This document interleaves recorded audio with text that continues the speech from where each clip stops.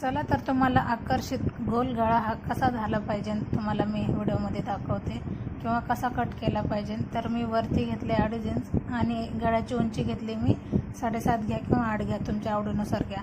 आणि वरती मी जर 2 इंच गळा घेतलाय तर खाली 2.5 घ्या, वरती 2.5 घेतले तर खालच्या साईडला 3 घ्या।